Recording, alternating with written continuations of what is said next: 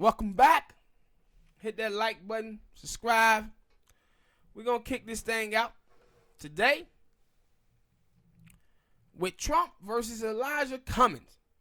Trump made some comments about... Wait, is that the person from Baltimore? Yeah, I remember that. Trump made some comments about Elijah Cummings and saying how he had failed the people of Baltimore, and also made some comments about Al Sharpton.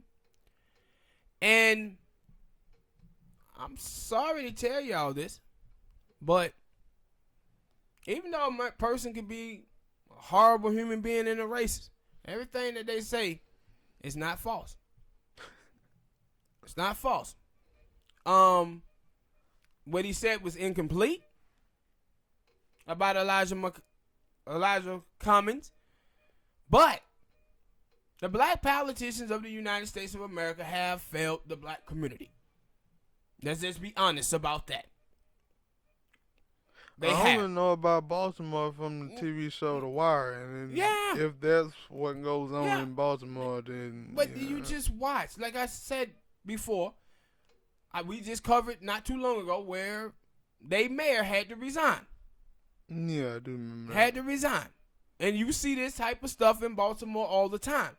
That same mayor last year had a bill that come to her desk that raised the minimum wage to $15 an hour, which still is not enough.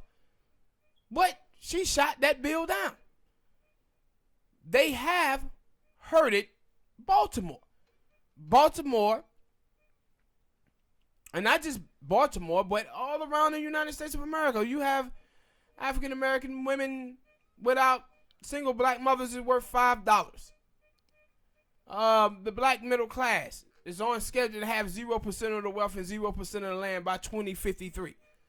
No, the black politician does not represent the African American community. They just don't. And people are trying to make this about, man, Trump is attacking black people. No, he's attacking Elijah Cummings. That's who he's attacking. He's saying that, hey, these black politicians haven't done the job for their communities. They haven't. Donald Trump is not the only one who's saying this.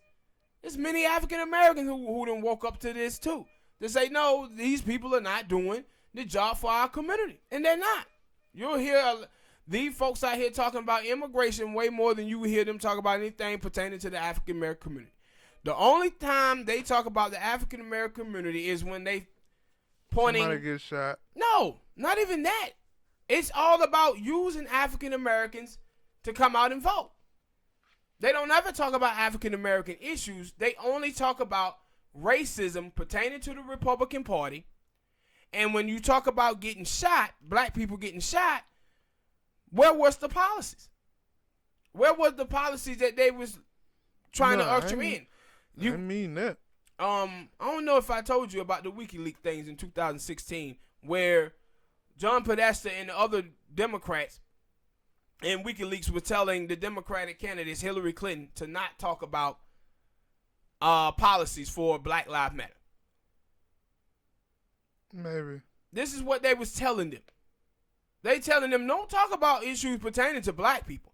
But they wanted the media to hype up all of these shootings in the country so they can get us to come to the polls. That's why they start putting all of these signs up talking about Trayvon Martin can't vote, but you can. Tamir Rice can't vote, but you can.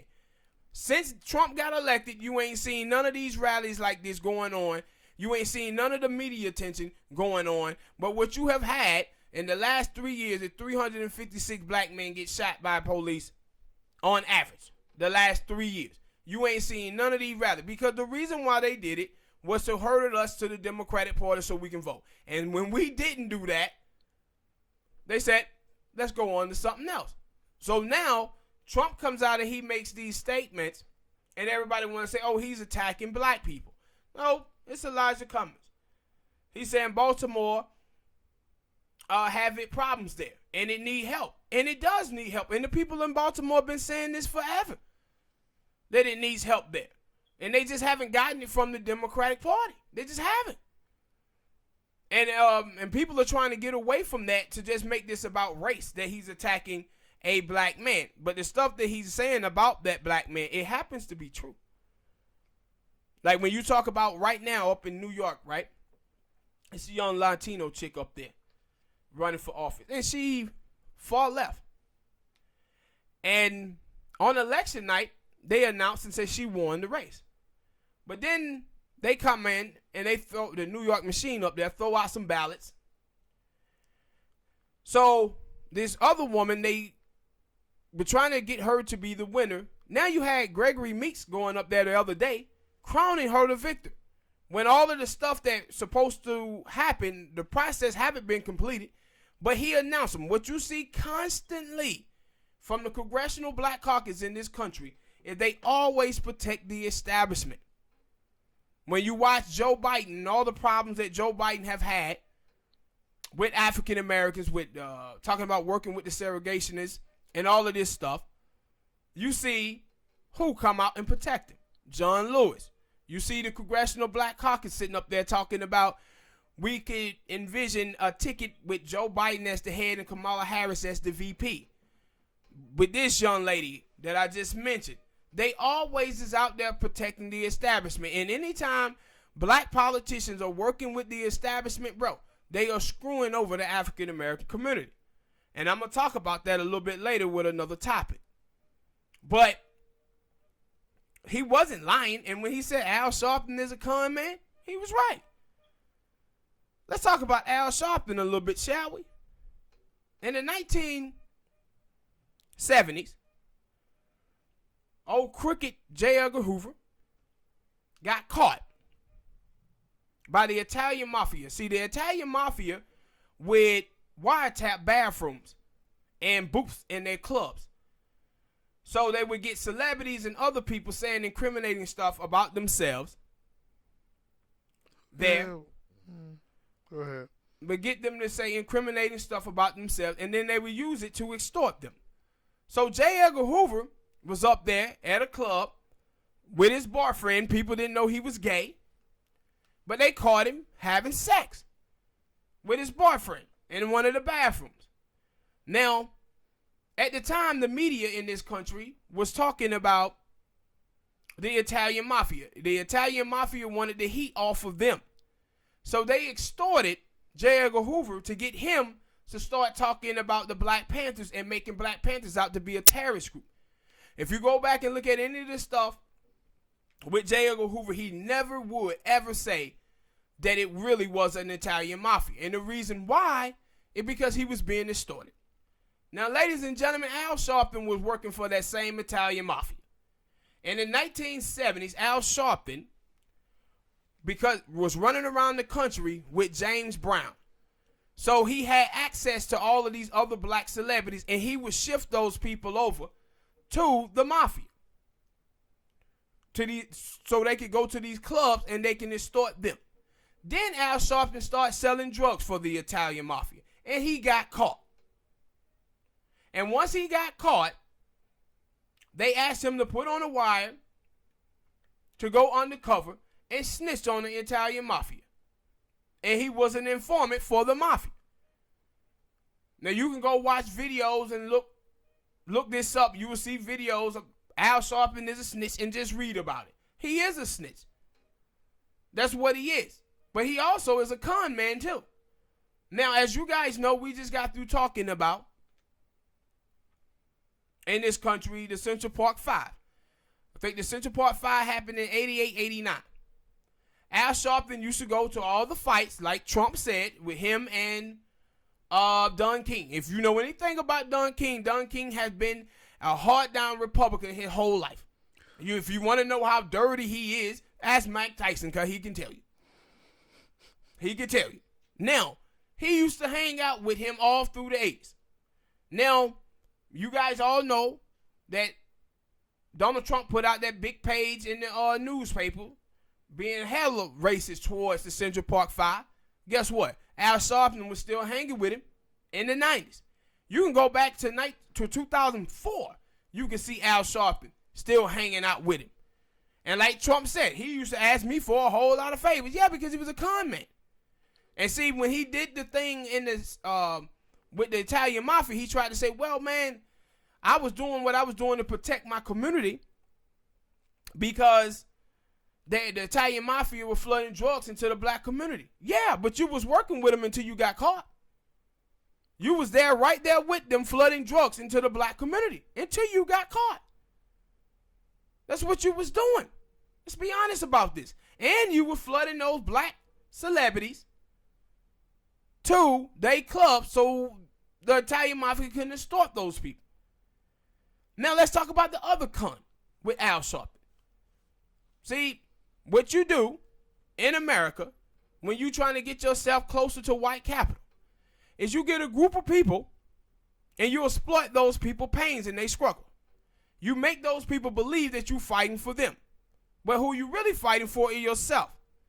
So Al Sharpton went around the country pretending like he was fighting for African American, but what he was doing is making the news media and the Democratic Party see him as someone who had clout with the African American community. So they could put Al Sharpton in places. That's why you always seen him back in 1992 walking around with Bill Clinton and all of this type of stuff. He was their guy to hurdle us to the Democratic Party and vote. And they rewarded him heavily for that. He got the National Action Network, where he write himself a check for $632,000 every year. He got a show on MSNBC, where he gets paid heavily over there. Go and see how he screwed black people over with the Comcast deal. The cable company? Yeah, the cable company. Go and watch if you guys get a chance. If I know some of you guys who listen to the show, you guys watch Tone Talks. If you haven't seen the interview, go watch the interview with Tone Talks and Byron Allen and just look up the Comcast deal and see what Al Sharpton did there. Just go and read. No, he screwed black people over heavily there. That's why he got that job at MSNBC. Because MSNBC is now owned by Comcast. He was helping them merge those deals. Didn't know that. Yeah, and so they helped Byron Allen out, a billionaire, and because Byron Allen was trying to buy channels, and Byron Allen had information of these white folks were saying, we ain't finna let another, what the dude who owned BET, which y'all know who I'm talking about, Johnson. They were like, we ain't finna let another one of these dudes happen. This is the type of bad stuff that they was doing, and Al Sharpton was right there with them to be able to cut that deal. So no, Al Sharpton is a con man. Al Sharpton is the only reverend I know that never had a church. Never thought about that either. You never heard him in no pews, no church, or nothing. See, when we talk about black people, we got to understand. When you talk about civil rights leaders, when the standard of civil rights leaders is MLK. Well, you seen MLK out there fighting for black people. You seen what MLK, the pressure that he applied to the Democratic Party and Republican Party that delivered African Americans and damn near all the minorities in this country their civil rights. You seen him fight for the Affordable Housing Act that was done in 1965. Then he did fought for the Immigration Act, and that needed to be revised. But he did fight for that.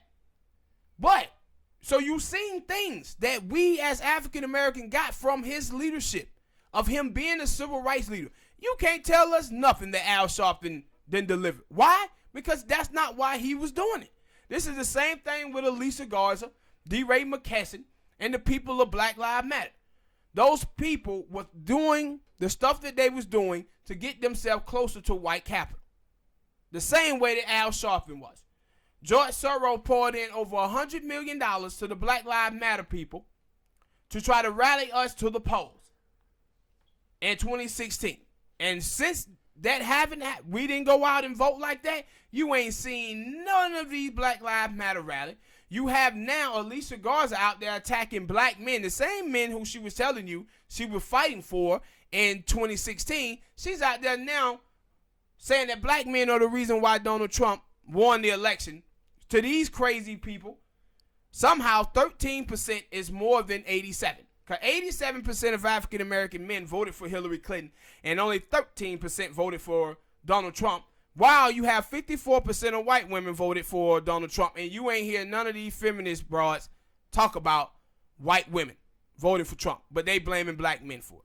The same black men who they was telling you that they were fighting for with Trayvon Martin and Tamir Rice and Eric Gardner. They wasn't fighting for those people. What they was doing is getting themselves closer to white capital, exploiting black people's pain and black people's struggle for their own financial gain, all for self-advancement. That's what they was doing.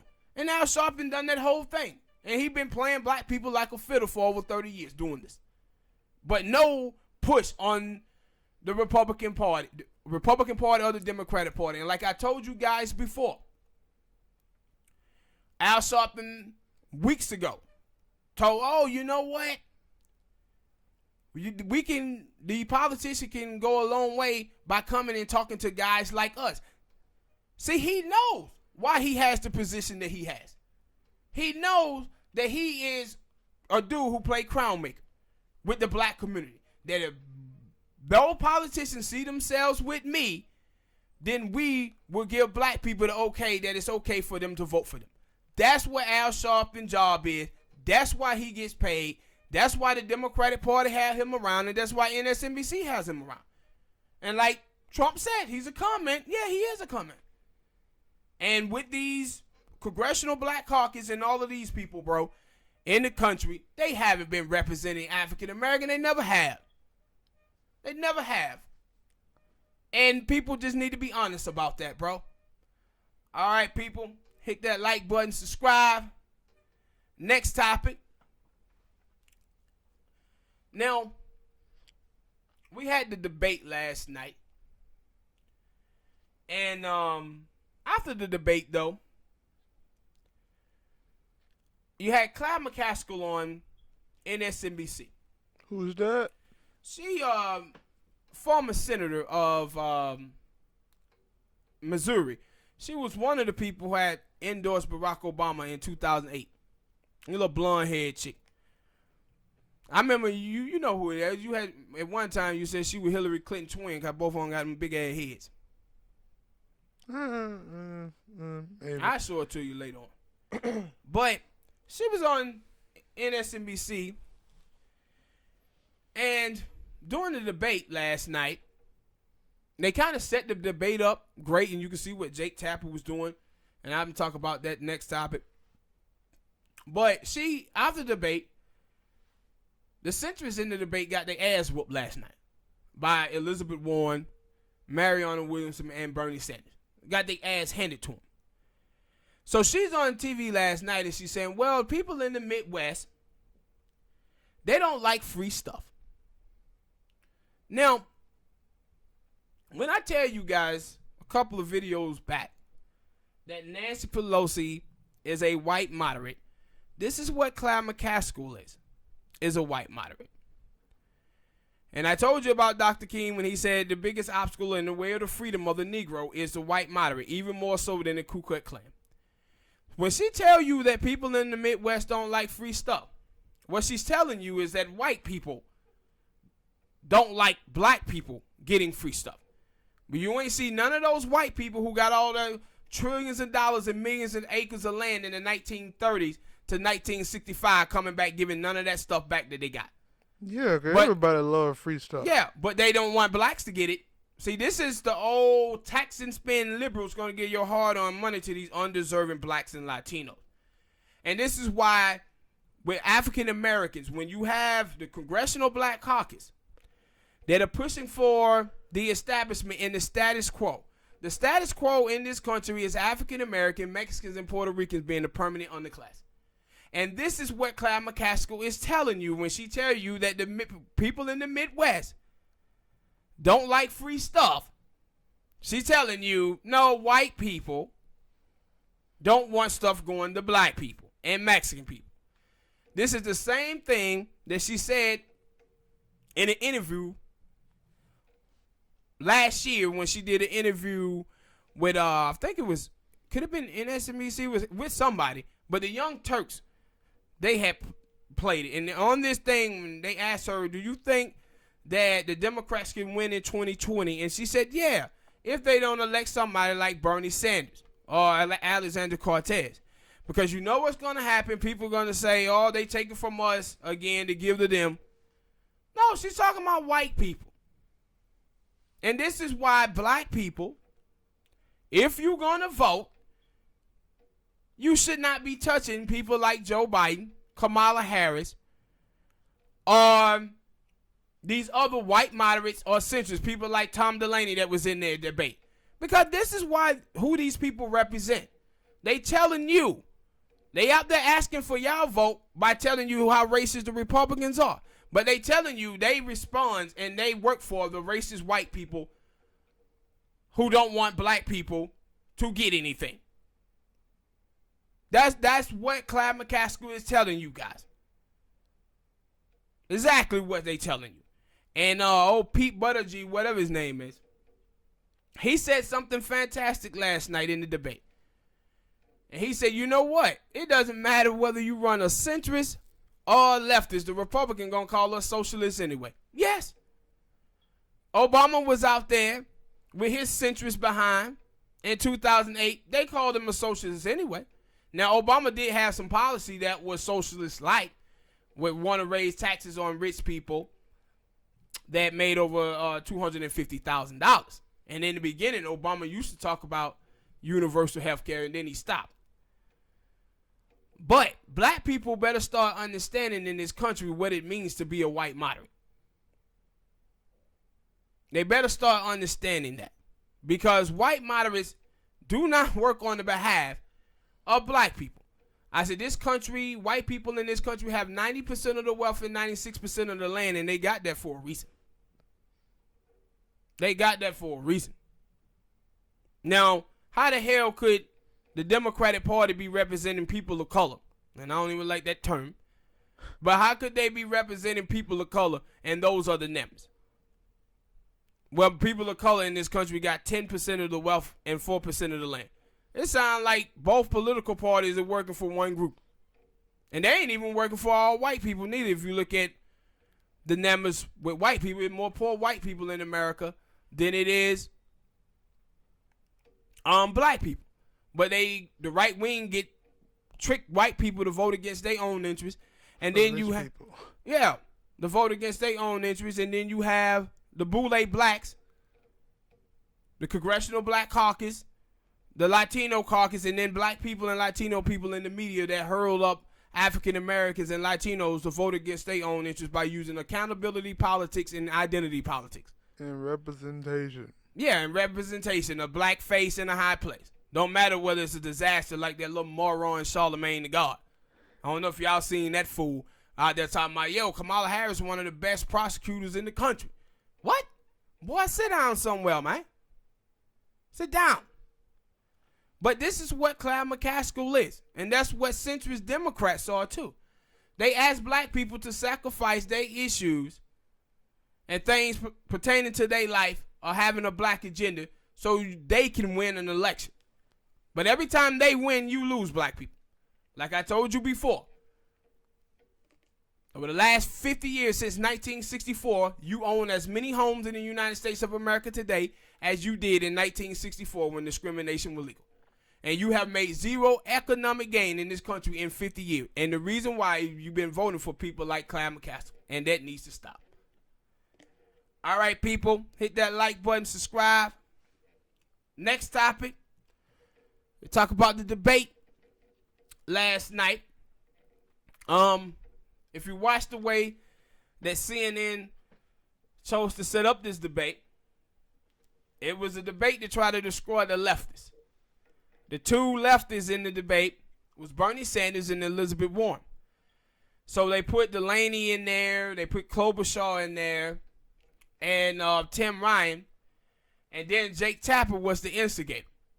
If you watch Jake Tapper in the debate, he was pulling that old school nonsense. You know when you get in an argument with another guy, and then the dude starts saying, oh, man, you going to let him talk to you like that? I know you ain't going to let him talk to you like that. And then the dude grabbed the other guy's hand, arm, and then he hits you with it and say, oh, man, he hit you. He hit you. You going to let him hit you like that? That's what Jake Tapper was doing all night in that debate, trying to get them to fight. But guess what happened?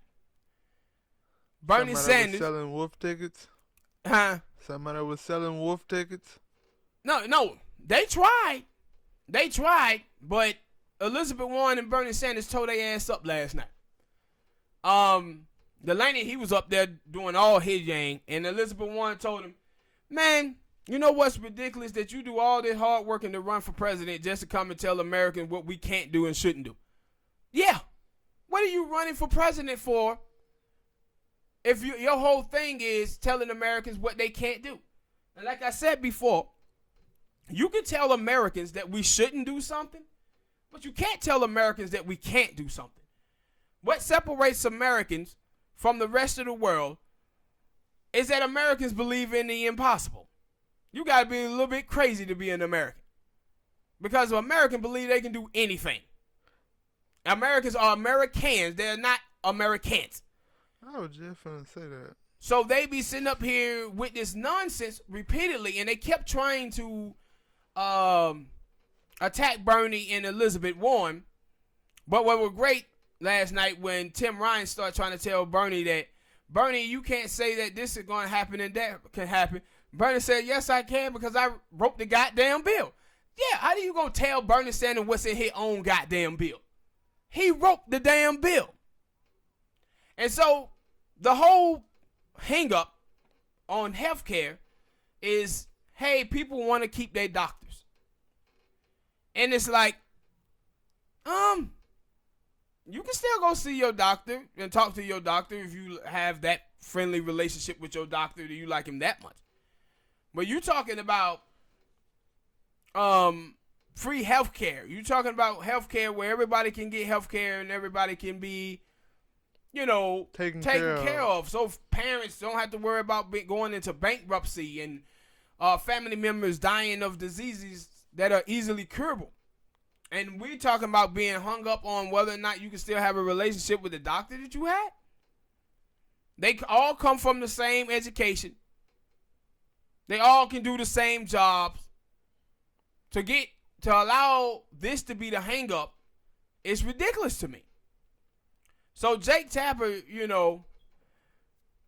was doing this thing all night long, and Bernie had told him one time in the debate, like, yo, dude, you out here spewing Republican talking points. Yes. That's exactly what he was doing in that debate. And so you saw afterwards, the media, they had to come out and crown and say, yeah, Elizabeth Warren and Bernie Sanders had the best performance in the debate.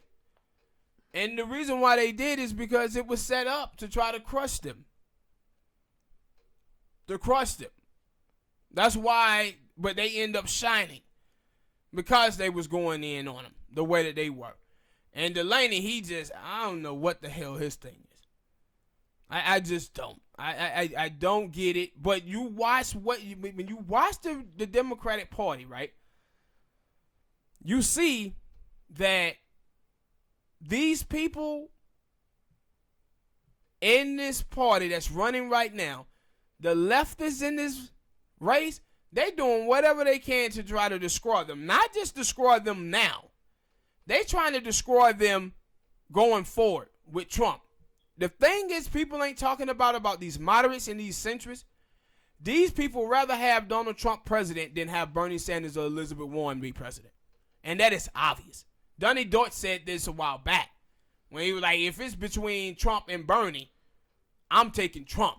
And you have to understand, as a minority in this country, that Donnie Deutsch been on television telling you what a sexist, xenophobe. Who the hell is Donnie Deutsch? He's a little dude to be on MSNBC. He a little damn douchebag. So his name should be Donnie Douche. Yeah, that's exactly what it should be. But he was on there telling all of these people all of this time about how racist Donald Trump is. But he tell you that a dude who want universal health care and for minimum wage to be raised is worse than a racist who have neo-Nazis and white supremacists running the streets and hate crime through the roof. See, this is what I'm talking about these white moderates, bro.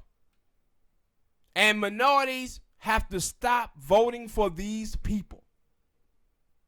Because these people don't care nothing about you. They care about you only when you are doing what they want you to do. And that's why I said if you're going to vote, you compromise in any way if you're a minority, especially if you're black. But you better make the right compromise. But people like Delaney, Biden, all of these people, yeah, they're not the right compromise, bro. They the worst compromise on the table. And y'all better start understanding what these people represent. But the debate was, crazy to me, just the way that it was and how they kept trying to, Jake Tapper kept trying to get them to fight each other. It was amazing to me how they kept doing it and kept going back and forth with that. And Elizabeth Warren, though, and Bernie, they held their own in that debate. No doubt about it. Held their own. All right, people, hit that like button, subscribe. Next topic, Mario Lopez on transgender kids. Super Mario. Now, he was on Candace Owens' show, and he made some comments about how he didn't think that it was cool that parents was listening to their kids when their kids are 3 years old and telling them that they're a boy when they're a girl, or that they're a girl and they're a boy. And people are, outraged by this. Now, I agree with Mario Lopez on some of the things he said. Stuff about when he talked about how his kids don't really fool with transgender kids and all of that stuff. That's allowing your kids to be, bigoted or prejudiced or whatever you want, homophobic or whatever. So you teaching them that, but telling their kids that they can't teach them kids, allow their kids to be girls or boys or whatever. That's crazy to me. But at the same time, man, when we young kids, you let a kid be a kid. Yeah, when we were 3 or 4 years old, all of us used to think we was like Ninja Turtles, Batman. We would say all kind of crazy shit when we were that age. I said I was Tupac. Yeah. Like, kids say all kind of crazy things when they 3 or 4 years old. But these folks out here want you to believe that a 3 or 4 year old kid can decide whether or not it's a girl or a boy. But a girl who's 16, 17 years old can't decide if they want to sleep with R. Kelly or not. See, R. Kelly came out and said them girls were disgruntled groupies. I told you. Yeah, but make it make sense. You can't have it both ways. You cannot be out here saying that young kids that age can decide whether they are a girl or a boy, but girls who are 14, 15, 16 years old can't decide whether they want to sleep with adults or not. I wish they can. But I'm saying, no. I would say those girls could want to do that, but are they mature enough to understand what they get themselves involved with? Because a man at that time could be manipulating the young ladies where he's not really serious about that. So those girls, they wouldn't be able to catch that. Say, hell, it's grown women who can't catch it. Yeah, they grown women out here getting played constantly. So if they getting played, you know the dude can do this to a young kid who in their teens that's not fully developed mentally yet.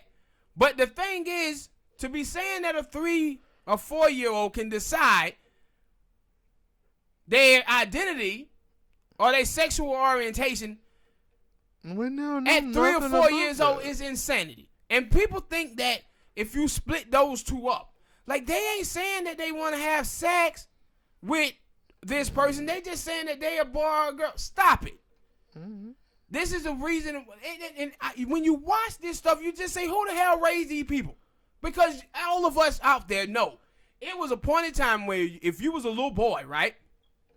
When you was a little boy, and if you had female cousins or whatever, little girls that was around you, you would start picking up Barbie dolls or whatever and start playing stuff like that. And your parent was come and tell you, No, put that down. That's for girls. What you seeing from these freakazoids out here in America today is that when they little kids, they little boys start picking up toys, Barbie dolls and stuff like that, they allowing them to play with those toys. So, of course, you allowing for those little kids' brains to be messed with. To think that, hey, I'm a girl. I get to play with this stuff like the girls do. You playing with those kids' brains. But all of us in our childhood went through instances where our parents had to tell us to put this down. It was time where you put on your mama's shoes and walk around, and she said, you can't wear them shoes. They're my shoes. They're girls' shoes. You can't wear them. What you saying from these people that they allowing their kids to do this stuff? And that's why they kids, thinking this shit cute and funny. Yeah, I don't even think that they think it's cute or funny. Some of them do. Yeah, some of them. The young motherfuckers who are in their 20s, silly as hell. But I'm talking about a lot of these older people, man. They are doing this stuff. Like, what do you? I would want to see what these people would do if they kids just asked to go out to parties and stuff like that. Because, in your life, it was time where you may wanted to go to a party and your mom and dad didn't know the people very well, so they said no and they felt like they were protecting you. It seems like these folks here will let their kids do anything. Like, they'll let their children stick the goddamn fork in the electric socket, bro. That's what it seemed like. Like, you got a bunch of pushover parents in this country who don't want their kids to disagree with them.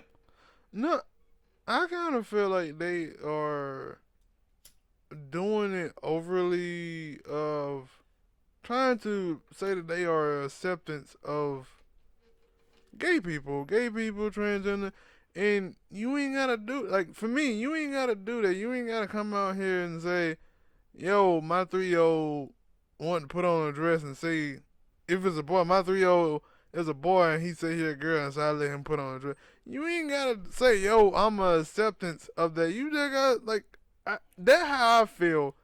Because it like, cause that basically when they go to it, like, yeah, I did a good thing by letting my kid do that, but it like your kid don't know what the hell he talking about. He or she is talking about, like, you ain't gotta, now when your kid is 12, 13 years old maybe, and I ain't even saying that. I'm saying 16, 17 up in there. Yeah, I've seen some kids that was, like, I knew those dudes and girls was gay a long time before they. A lot of people say that nonsense. Nah. Hold on, wait. Nah. Hold on, wait, hear me out. Nah. A lot of people say that, but dude, if you are a dude and you raised by your mom and and she's a big impression on your life, a single mom, then you gonna have feminine tendencies. It doesn't make you gay. I know plenty of dudes that I grew up with that act like women. They went gay still like the girls. But, so when I'm not accepting, when I look at kids or whatever, when you get around 16, 17, your hormones and all that start kicking in and you start feeling that you're attracted to men, okay, I'm with you at that point. But when you 7, 8, 9 years old, talking about you a girl and you a boy. I ain't 7, 8. I said 13. Because I ain't seen boys and girls who went out with the opposite sex, and I looked at them and I said, nigga, play, you know you gay. And then a couple years later, it would be like, yeah, such and such. Yeah, he dating a boy. She dating a girl, and they be like, yeah, I always knew that. But I'm saying, she was fooling herself. Listen, you still not understanding me. No, I am understanding you. You saying the hormones and I am understanding you. Listen to me. You saying that you can have. Like, it was a story not too long ago where you had these two lesbians with this little boy. The little boy go to school. They were having a play, and the little boy go in there. He start putting on girls' clothes. The mom them get mad about this. Say, why y'all letting my son put on women clothes? Well, the two dominant figures in his life is two women who wear golden clothes. So he starts putting on So these people have such a huge impression on him. This is why he doing this. But I know what you saying about, hey, you have seen some dude who was. No, but you saying, yo, like, I'm saying, well, that these people could have a father and a mother, and they both are impressionable, and they still were gay. Yeah, but it wasn't at no 6 or 7. I didn't say 6 or 7. Yeah, I said 13. 14, That's yeah. around middle school Where you can to start, high school. Yeah, when you can start looking around and seeing, Yeah. I get your point. You the one who keep bringing up 6 or 7. I didn't bring that up. I said 13. I made my point. When you start talking about understanding sex and physical attraction and stuff like that, and you say you gayed in or you say you transgender or whatever, I got you. At the age 4, 5, or 6, or 7, come on, bro. You can't say everything at that time. Especially at that time where you are seeing, for me, like, yeah, because that's what I'm talking about. I'm basing my stuff off of from experience, and I'm seeing this regularly more that, yo, kids at 12, 13, middle school, hell, they can be 5th grade elementary. These motherfuckers out here talking about sex. Yeah. But how could they not? Everything around there, television, music, everything is over sexual. So this is the reason why I'm saying it, because I'm sitting here at that time and I'm looking at these people and I'm like hearing them talk, and then I'm looking at them like, motherfucker, you gay. You just don't know it yet. And then maybe 2-3 years later, wow, they dating a girl, they dating a boy, and they were like, I tried to tell you that. But see, again. Let me ask you about this. So you just said that when you see people who 13, 14 years old, that you knew they was gay, right? And they didn't know it yet. Then tell me this. Why is it that transgenders can say that the men who are sleeping with them are straight men when you just said that a person can be gay and not know it? See, the people who sleep with transgenders, these people are not straight men.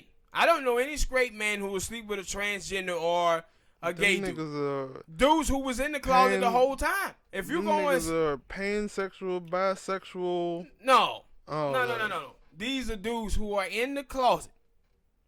If you go through their stuff, they attracted to gay people or to men, but they just haven't came out of the closet yet. Then they start sleeping with transgenders. But when you tell transgenders that they are women, though, you put pressure on straight men. Now, that people, they believe that straight men are supposed to have sex with them. I ain't never agreed to that. No, but I'm saying this is what the left wing in this country have done. When they tell transgenders that they are women. Nah. Now, you can live your life as a woman, and that's fine, and I 100% support it. But when you start telling transgenders that they're women, what you doing is now putting the obligation on straight men to date transgenders. And you hear transgender tell you how a harder time that they have with getting straight guys to date them. So if you having a hard time getting straight guys to date you, then why do you believe that the guys who do mess around and date you are straight guys? Because they're not. It can't be both ways. And that was my whole thing about, because I didn't seen, because I watched Jerry Springer crazy. I miss Jerry Springer. But I don't. Stop being a hater. But there used to be a thing on sometimes on Jerry Springer. You'll see a show about a transgender dating a dude. And then that transgender had to come out and tell that dude that, hey, I was born a man. Sometimes, and most of the old time, that dude had been like, I'm alright with that. Because I already knew that. I kind of knew you was a transgender. That's why I went after you. Now, I guess those most of them dudes would be madder than a monk. Most. I ain't saying all. I said some. And them dudes who was okay with it. Yeah, them dudes were bisexual or something like that, and they already knew that. Yes, and that's what I'm saying. Yo, like, that's my thing. Cloud, we wanted that as well for, like, the whole gay transgender thing. Like, I never understood why gay dudes didn't try to go at gay dudes or transgender. I didn't understand that because they kind of, I guess I can kind of get it because they transgender, they're transforming into a woman, so they're not a dude anymore. But no, they still are dudes. You watch most transgenders out here, they're not getting the surgery on their private parts. I see some. What you see from transgenders do. Some of them get the boobies and they still have the other parts. What you see from transgenders, when transgenders tell you that they are women, they are allowing you to know that they're men. Because you know what men do? We go out here marginalizing women down to hair and makeup and tits and ass. And that's what they telling you. The same thing. They telling you the same thing. Well, the reason why transgenders go around talking about hunting down straight men is because transgender want to sleep with straight men because it validates their womanhood.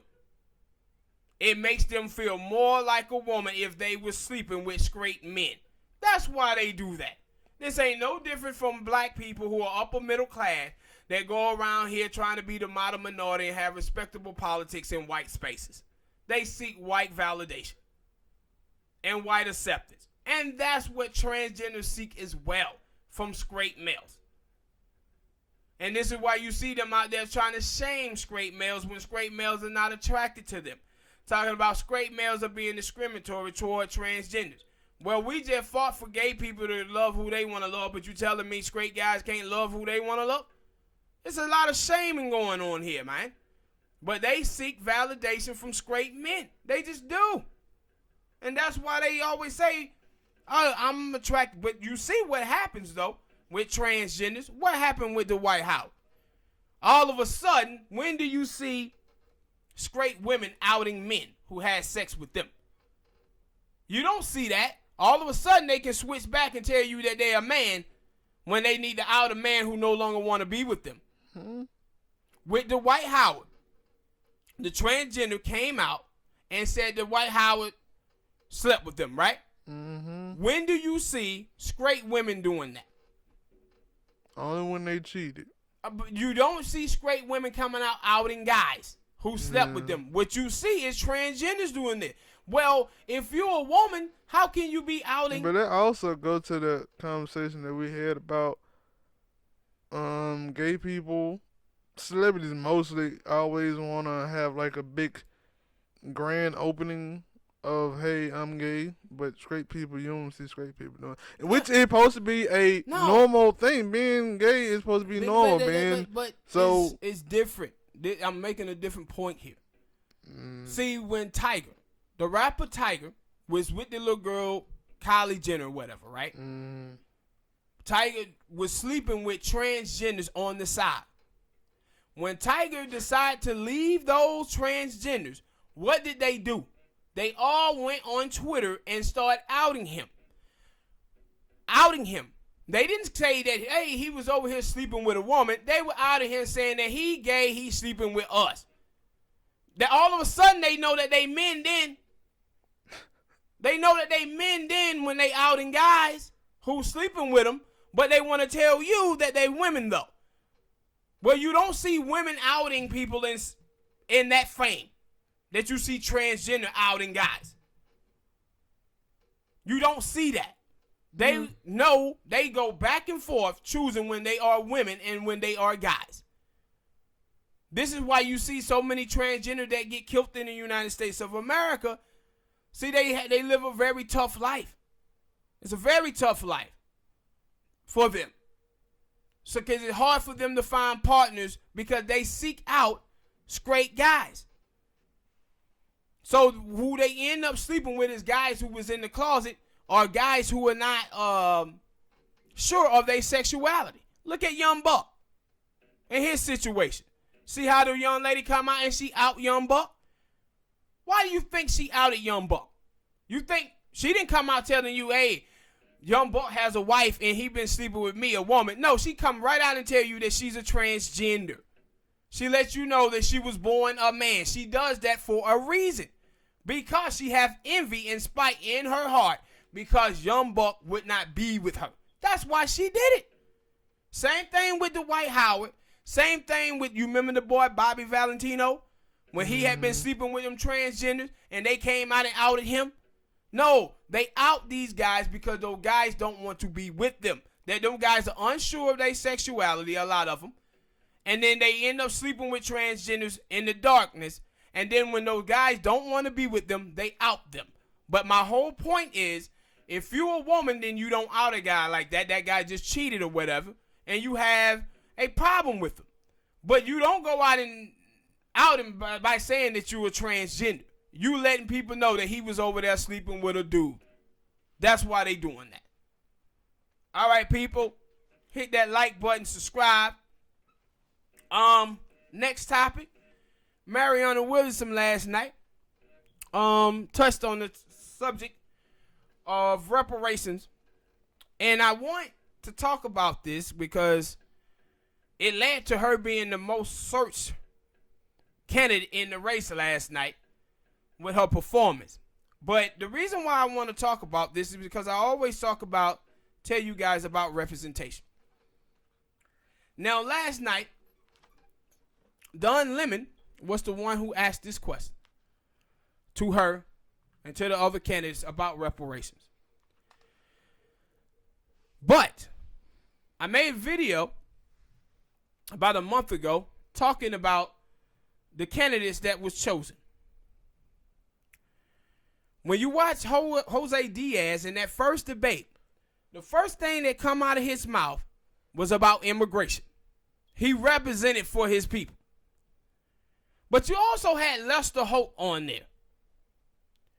And through the whole night, you didn't hear Lester Holt say a goddamn thing about black people.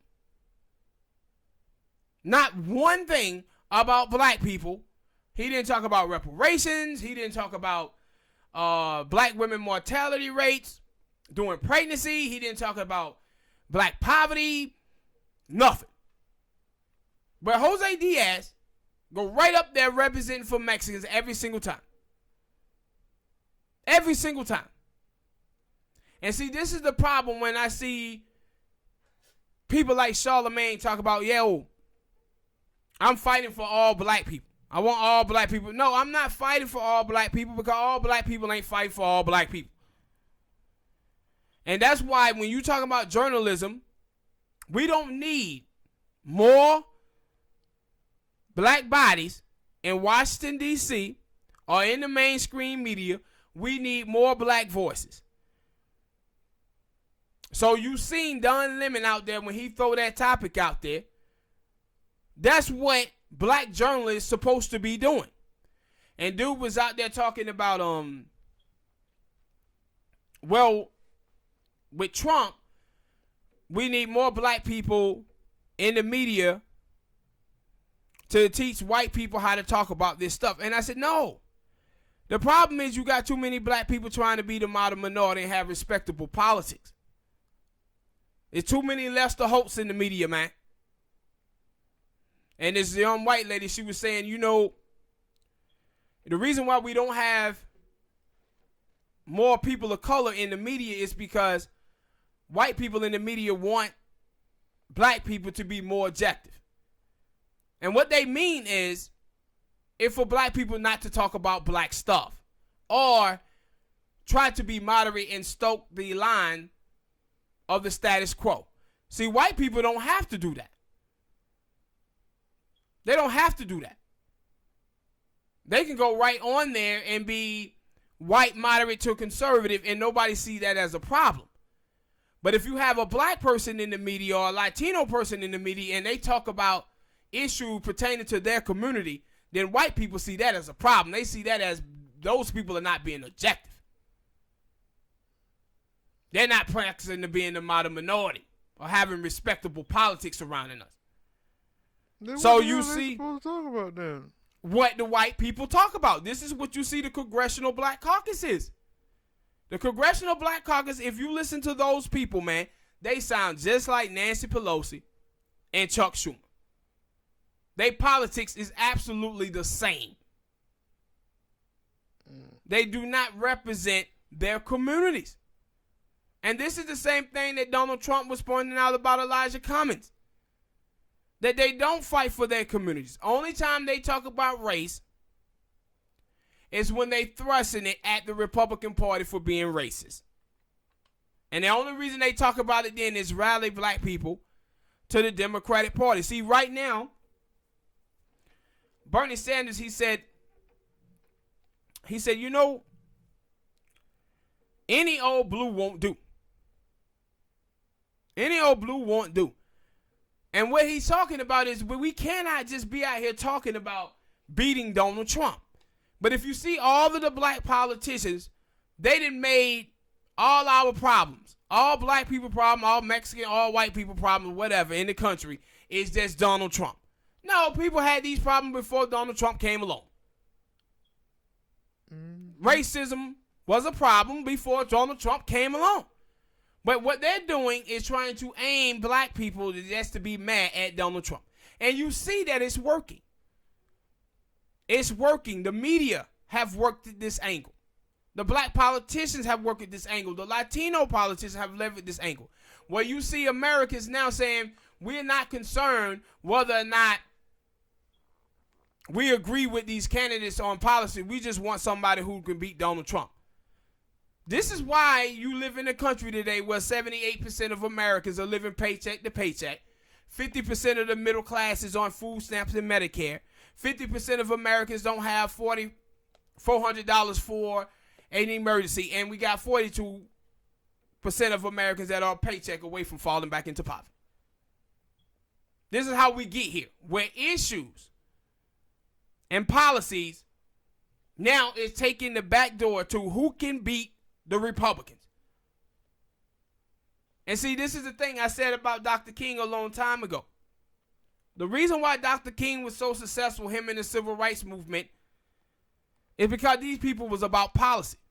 They held both political parties accountable. He talked mostly about the Democratic Party. Why? Because that's who his people was voting for. That's who he was in the bed with. This is like my stance with gay people. I don't give a damn what gay people are doing.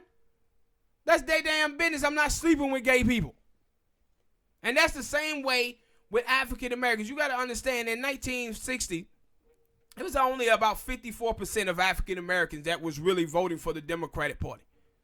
Now you got like 96, 97% of African Americans voting for the Democratic Party, and they don't try to push the Democratic Party to do nothing. And you know the reason why? It's because the Democratic Party and Congressional Black Caucus and black people in the media keep pushing this boogeyman in front of them, scaring the hell out of them, and that is the Republican Party. And they out there voting blindly instead of voting their interests, their economic interests in this country. And we have too many of those people in the media.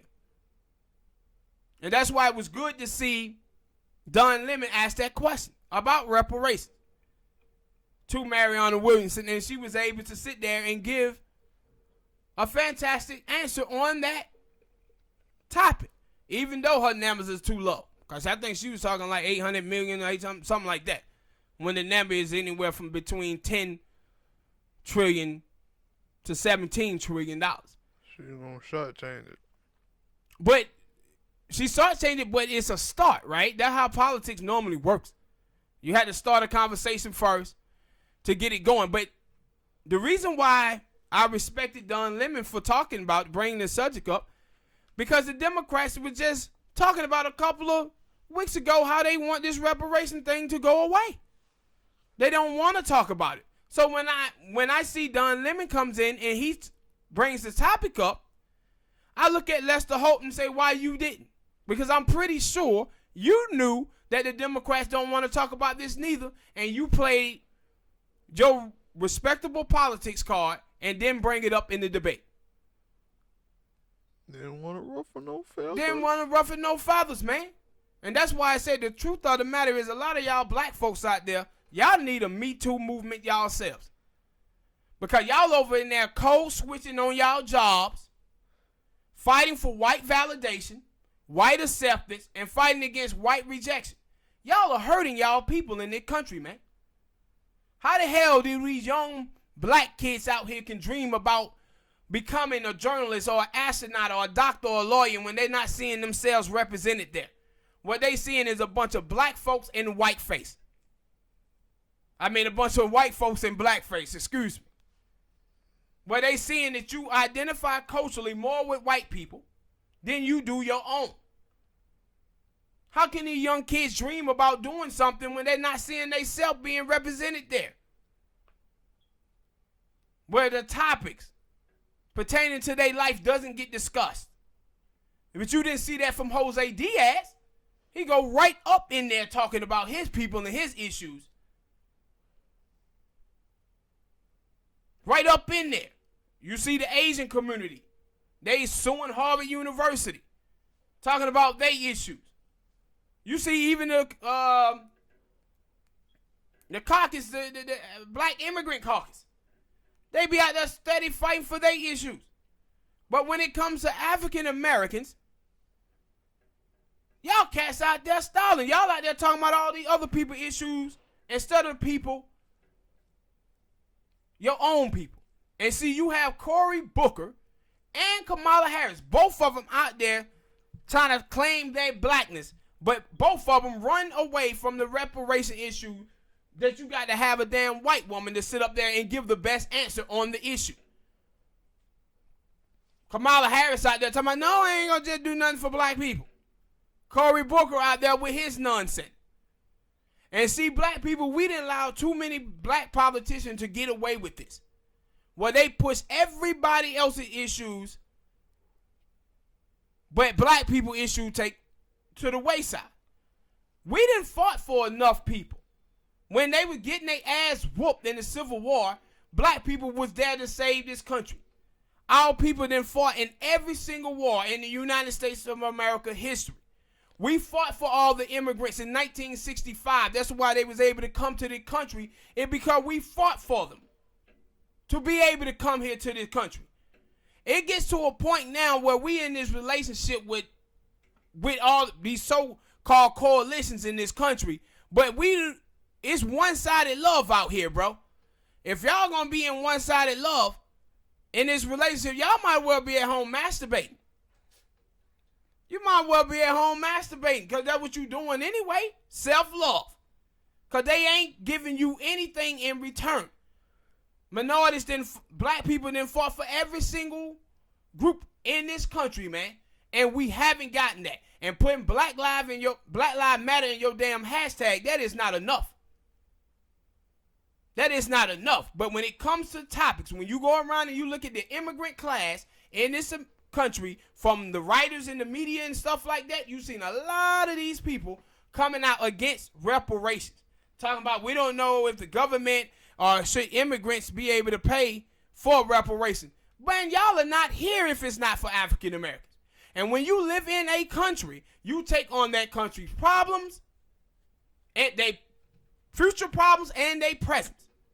Y'all didn't have no problems with them giving $38 billion to the Jewish community. You didn't have no problem paying for the reparation that went to the Indians. You didn't have no problems paying up money for the Japanese concentration camps. Y'all don't even have no problems to help build all these damn billion-dollar stadiums that are around the country building. But when it comes to African Americans, here we go with all this. Well, we don't know who's really African Americans. No, we do. We can do DNA tests, ancestry tests, and figure that out. That is easy. People know where they come from. Y'all keep acting like slavery was 1,000 years ago. It wasn't. It wasn't. But we need more black voices in Washington, D.C., not just black bodies, bro. So big up to Don Lemon for answering that question. And big up for Mariana Williamson telling the truth about the history of this country and why reparation is due. Hit that like button, people. Subscribe. Next topic. I made a video talking about Pan-Africanists and them being MIA. That they keep going after the ADOS movement, talking about we're xenophobic. Now, I want you guys to look up on the screen right now, and I got some stuff that was playing out these past few days, where we had this Nigerian versus Kenyan fight. See, these people constantly attack each other. Constantly attacking each other because they tribal. Nigerians and people in Africa don't see themselves as just black, man. And y'all Pan-Africans need to stop lying about this. Y'all are pointing out ADOS for looking at this for what it is.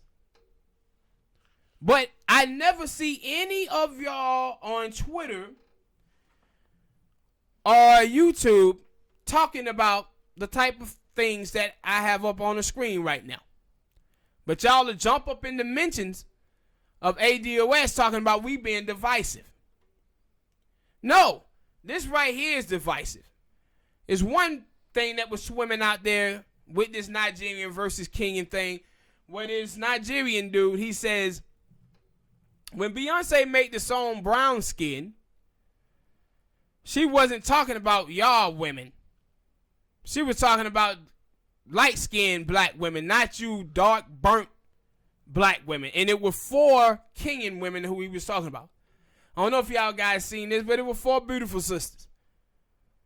His hair probably was darker than they were. Nah, he wasn't even around your complexion. But this is the type of garbage that you see from these Africans, some of the African immigrants, bro. And I don't know if you guys seen the thing with Cynthia Evolvo. People out there, and they love switching ADOS words around and turning it into what they want. They were like, oh, ADOS is attacking her because she's not American descendant of slave. That's not why we was attacking her.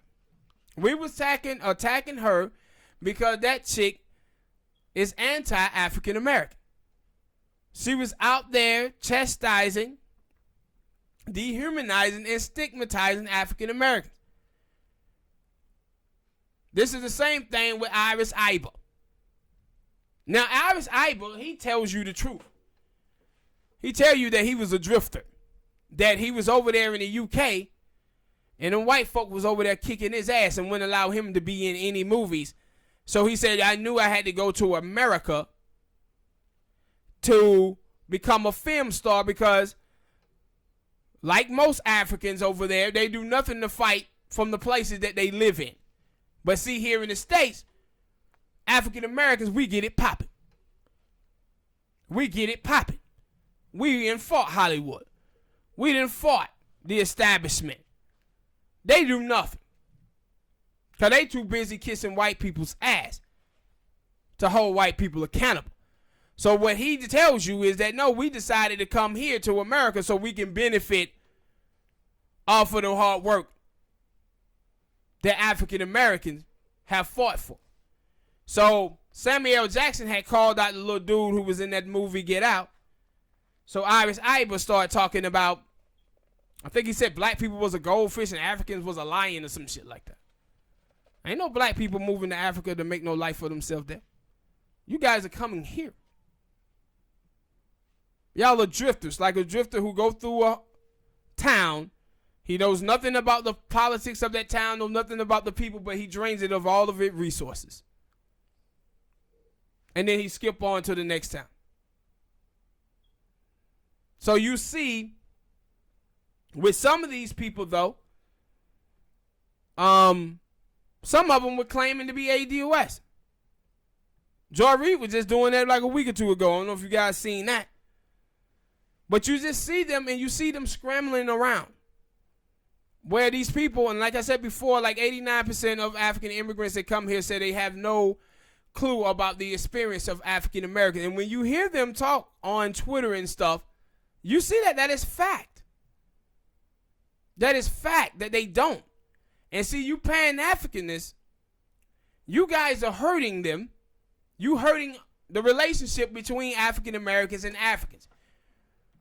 When you don't call out this stuff with them, you're not helping those people assimilate to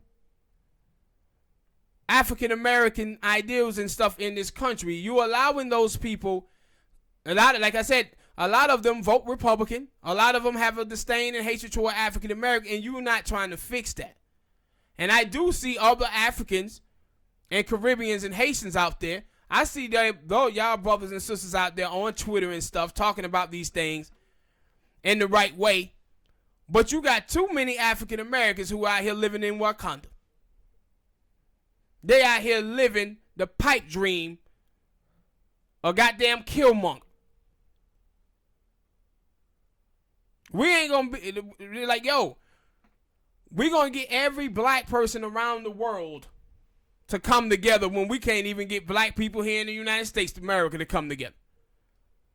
No, what we need to be doing here in the African American community in the United States is first getting our act together first.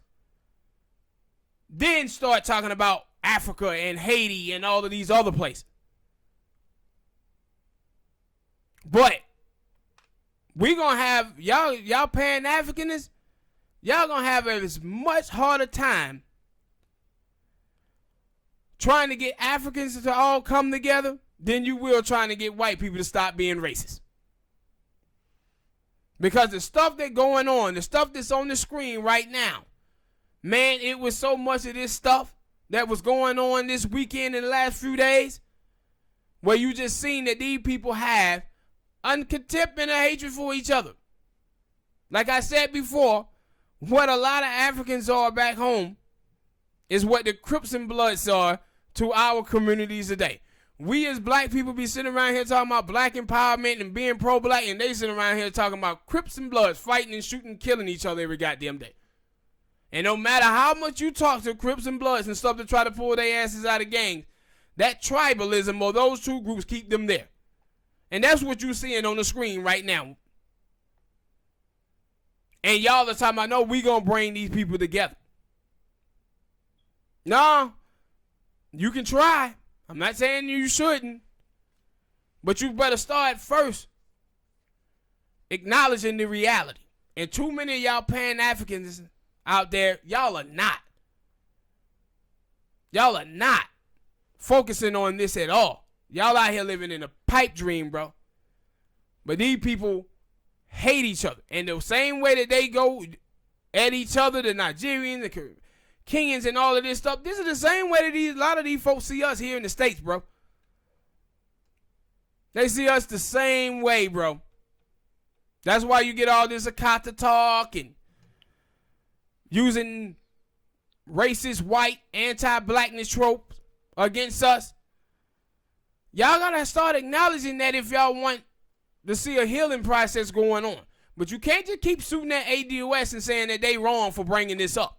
Because it happened to be fact. And you just can't go around acting like it's not. Being delusional when it's right here in your face. That this is what is going on. All right, people. Hit that like button, subscribe, man. And we'll see y'all next time. Peace.